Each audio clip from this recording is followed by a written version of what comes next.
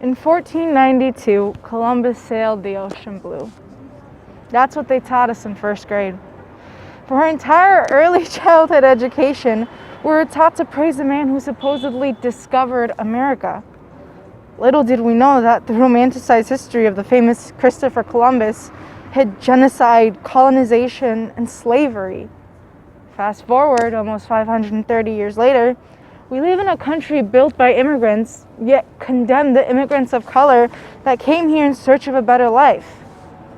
My name is Maya, and I've always wondered why my existence in this country has been illegal, but Columbus deserved an entire national holiday.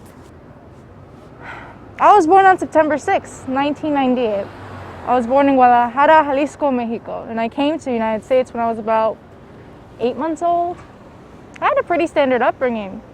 I was raised on the west suburbs of Chicago. I would play with my cousins outside. Sometimes would stay up at 4 a.m. towards all of the family parties. Sometimes I would even translate random papers for my parents at 9 years old. I didn't know what they were. All I knew is that my parents didn't speak English and I had to help them out. I hope they weren't anything important though. I loved my childhood. It was loud and full of joy. Some people may think it's kind of weird, but I don't, right? Growing up in America as a person of color is very interesting. You know, I was always immersed in my culture just as much as I was immersed in the American culture. I loved hamburgers just as much as I loved birria. I loved hot dogs just as much as I loved mole. You know, I would listen to Maná, you know, it's a Mexican band, just as much as I listened to One Direction, right?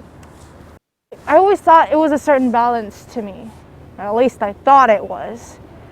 It wasn't until I started taking classes in English and my parents enrolled me in the American school system where my Spanish slowly started to deteriorate. I kept on speaking more English than I did Spanish.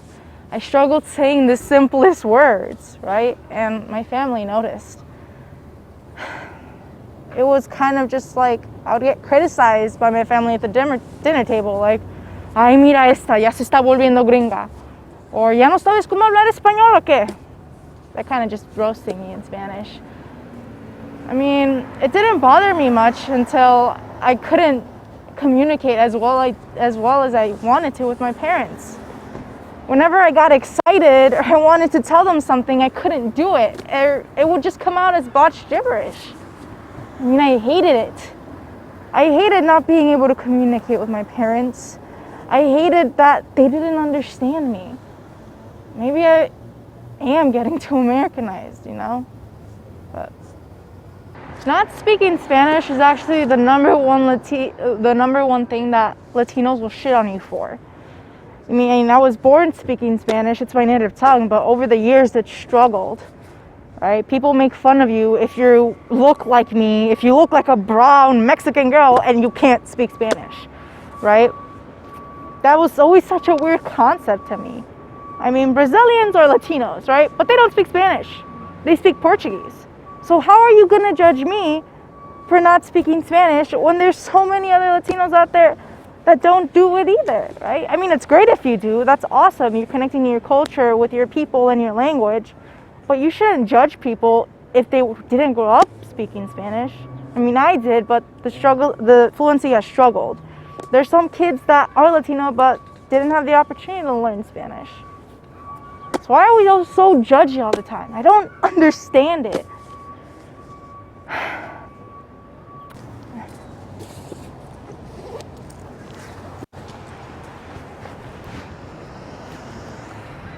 Do you want to come with?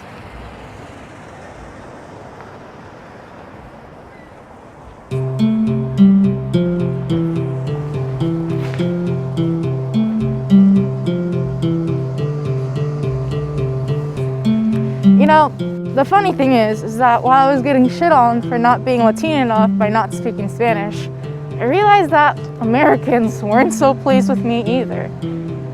As I said before, I was born in Mexico, and I came here in what you would call an unconventional way. And that unconventional way has labeled me an undocumented immigrant.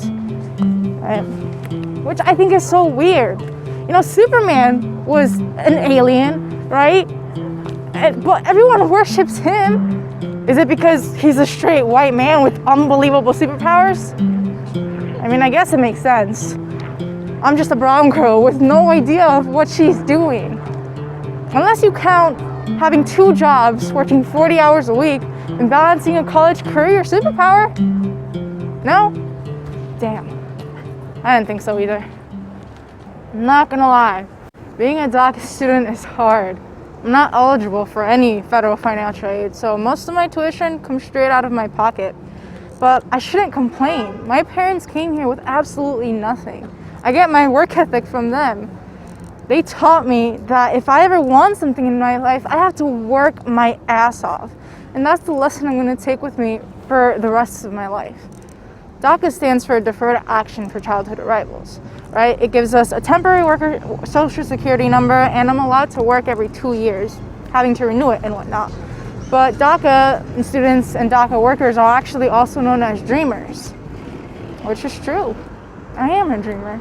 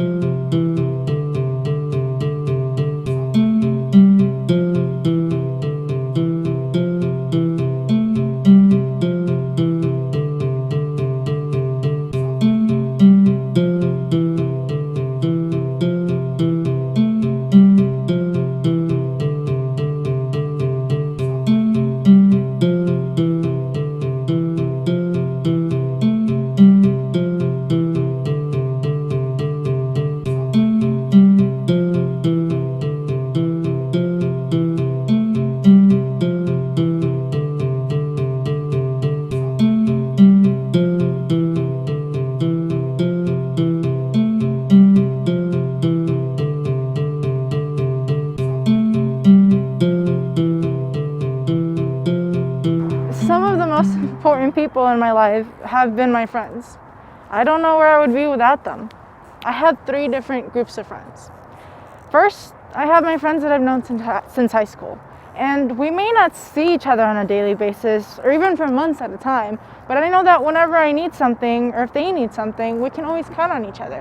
Whether it be going on random errands or at McDonald's runs at 2 a.m. or maybe just simply going out for a bite to eat, I know that I can always count on them. And if we've seen each other months at there have been times where we haven't seen each other for months at a time or even twice a year. But every time we do get together, it's like nothing has ever changed. Next, I have my work friends. They're the ones that keep me sane at my 13-an-hour job. They're the ones that understand the shitty customers that complain over anything, like how their latte wasn't at 130 degrees. They're the ones that make my 12-hour shifts feel like 4. Some people think I'm here to work and not make friends. And I guess I understand that, but that's just not something that I'm interested in. So for me, it's more just like, I think it's super important to make friends at work and enjoy the people you work with, or not, you're just gonna be miserable the whole time, making coffee all day. Nobody wants that. They're the ones you vent to, right? You're the ones you spend the most of your time with. If you're like me, you'll live at work, working 40, 50 hours a week. But it's so weird because you become so vulnerable with them. You talk about your relationships, your family issues, and they give you advice about that, which I think is great. Don't get me wrong, we still have those shitty coworkers that don't do anything, but that's a story for another time.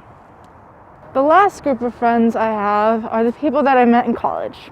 The bond that I have with my college friends is quite different from the bond that I have from the rest of my friends. These are the people that share the same dream as you. We're all theater majors. We collaborate with one another. We support each other. We make art that resonates with our lives. We read sides with each other. We rehearse together.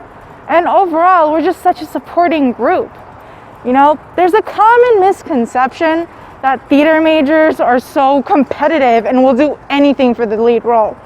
But that's really not the case at all. If we don't support each other as artists, we won't ever really get anywhere.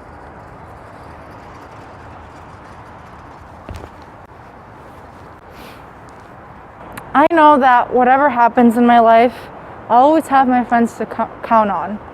I mean, there's a reason why sitcoms always focus on a big group of friends. It's about the stupid shit that they go to, but they go through it together. My friends have been like a second family to me. Hell, they've been there for me when my own family couldn't. I guess what I'm trying to say here is, if you haven't found your tribe yet, what are you waiting for? Go to a McDonald's run at 2 a.m., stay in, drink wine, watch a movie, go to New Orleans, Utah, anywhere. Because I know that when I'm craving an adventure, I know who to call.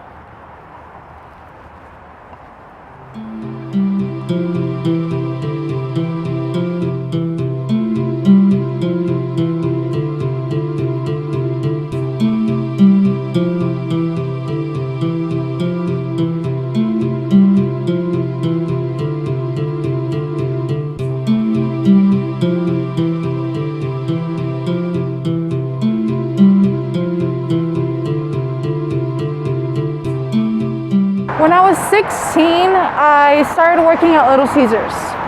It's where I experienced sexism and misogyny for the first time. It's where my dislike and distrust of men really began. I worked with all men, all males. And for the first year, it wasn't so bad. But then I realized that all of their jokes were starting to drain me. Jokes that refer to women as bitches or easy. Jokes that glorified men cheating or having sex with multiple women. I was sick of it. Did you know that when a guy sleeps with more than 10 women, he's a king that needs to be worshipped? But God forbid a woman does it. You've slept with more than 10 men? Oh my God, what a whore. Bitches ain't shit. I was always so confused by that concept. Why the fuck has there always been a double standard? I was young and naive, so naturally I asked the one guy that was king of these so-called jokes. Fidel, you're actually telling me that a guy can be as sexually active as he wants, but a girl can't do it without being considered a whore? Yep, that's exactly what I'm saying. Huh. That's when I realized that I was working with a bunch of misogynistic assholes. And it was that very same misogynistic asshole that pushed my head down and told me to suck his dick. And the funny thing is that I'm the one that got sent home for violent behavior when I grabbed him by the shoulders and kneed him in the balls. Not to mention another instance where I was cornered in the walk-in on the verge of being sexually assaulted by yet another one of my coworkers. Yeah, Edgar was a hoot. The same one that tried to cop a feel, tried to get me to feel his shrimp dick. And did I mention that he had a girlfriend at the time? Yeah, try putting that on your Tinder bio. You know, there was this one time where me and a bunch of coworkers had to go to a training session for managers. And we're on the car, and Fidel rolls down his window and tries to catcall a girl. I slapped him with my hardcover notebook at the time. And when I tell you that this man's ego was bruised, I mean it. He started yelling at me, saying how I was a bitch and this and that. And then I proceeded to tell him, I'm like, Fidel, no one in the world, no woman in the world, no person in the world likes it when they get catcalled. No one likes it when you have a rando yelling derogatory things at you from across the street. He then proceeded to tell me that it was my opinion and I can't speak for every woman in the world. Oh, I'm sorry, and you can't? You, a sexist, disgusting pig, can tell when a woman likes to be yelled at from across the street. Yeah, I didn't think so either. I can go on and on about these shitty experiences, but it wouldn't make a difference. Hey, I think women should be treated with common decency and respect. Oh, shut the fuck up, you feminazi bitch. Men get raped too, you know. Oh, really, Todd? And what are you gonna do about that? raise awareness for sexual assault victims, donate to organizations that help sexual assault victims? Or are you just bringing that up to make your point? Are you just bringing that up to discredit women's experiences? That's what I thought. Because I bet that if your friend really did get raped, you'd probably say something along the lines of, well, why'd you try to stop it? You'd be lucky to be getting some anyway. Women hate getting catcalled. We hate getting patronized, and we hate the idea of having white men in Congress making decisions about our bodies. I am so sick and tired of having a man tell me that a woman could never leave this country because her emotions would only start wars. Haven't all wars been started by a man? Well, you look at that. Am I going to be called a feminazi here, bitch? Sure. But you know what I realize is that the more I go on in this life, the more I can give a shit about what men think of me.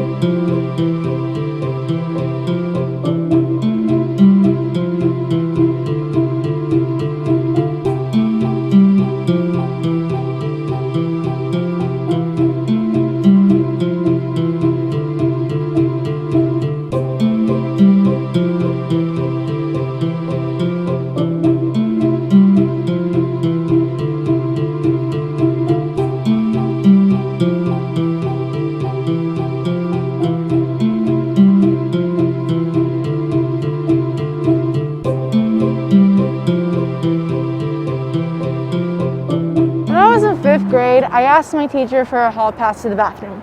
On my journey to said bathroom, I came across this flyer that said Readers Theaters, like club after school every Thursday. I thought it would be a cool thing to do since I didn't have anything better to do on Thursdays. And there was always this dream in the back of my mind that I kind of wanted to be an actress. I never took it seriously though because I didn't think it would ever go anywhere.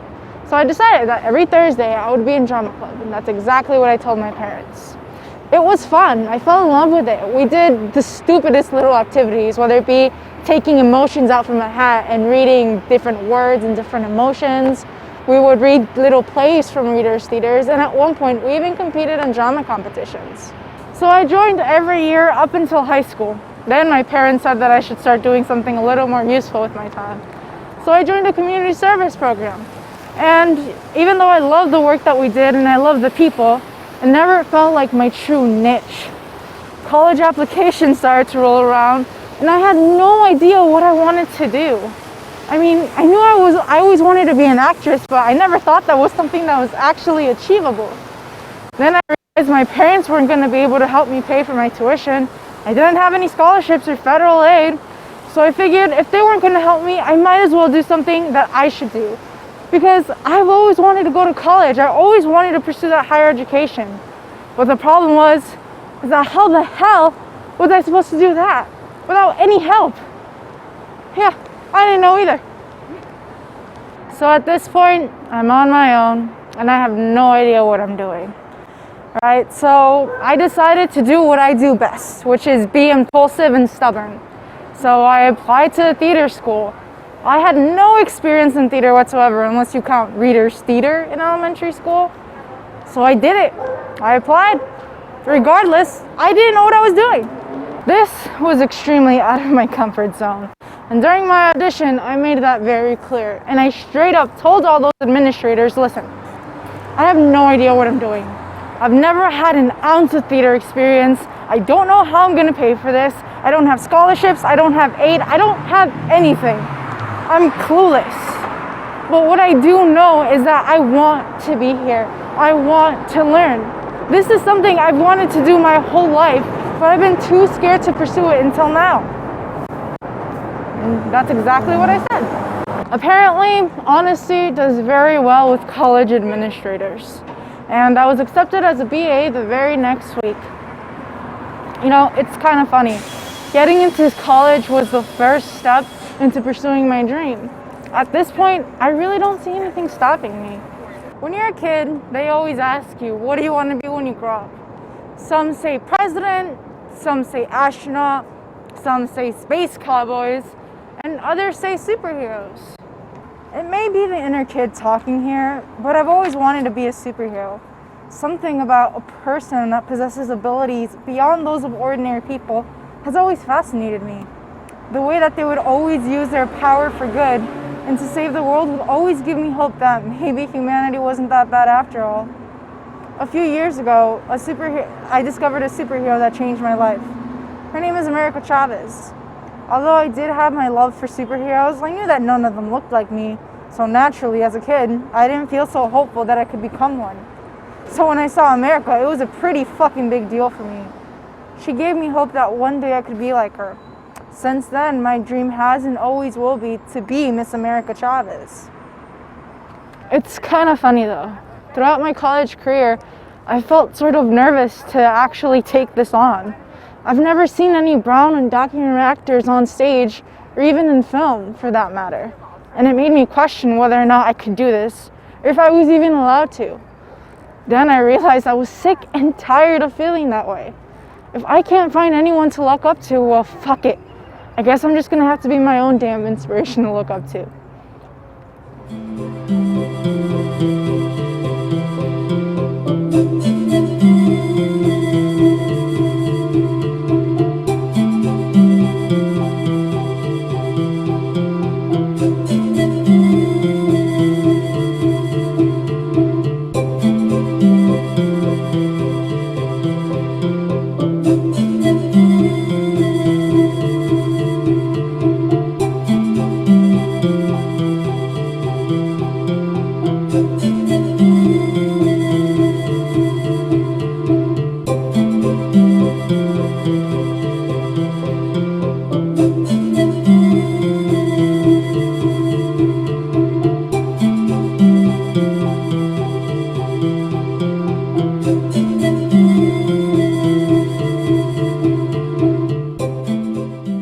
Change is a bitch.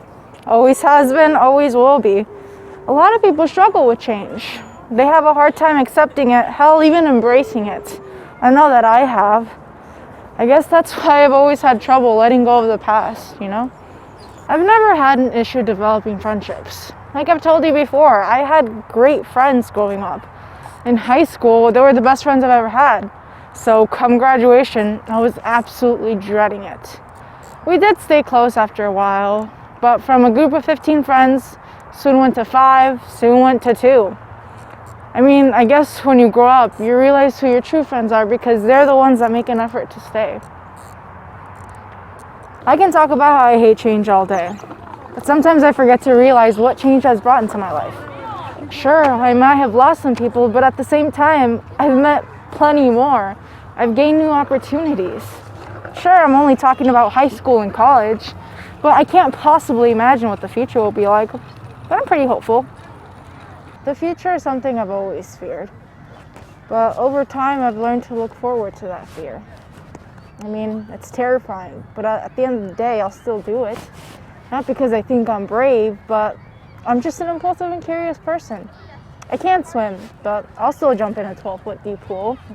I hate heights. I'm petrified of them, but I love roller coasters. Hell, I might even consider skydiving at one point.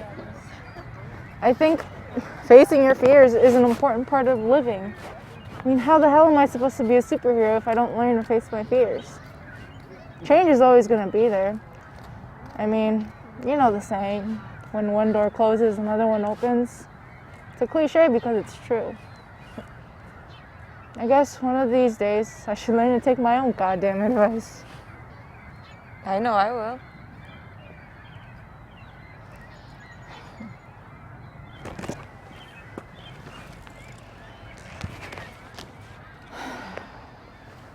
I'll see you around.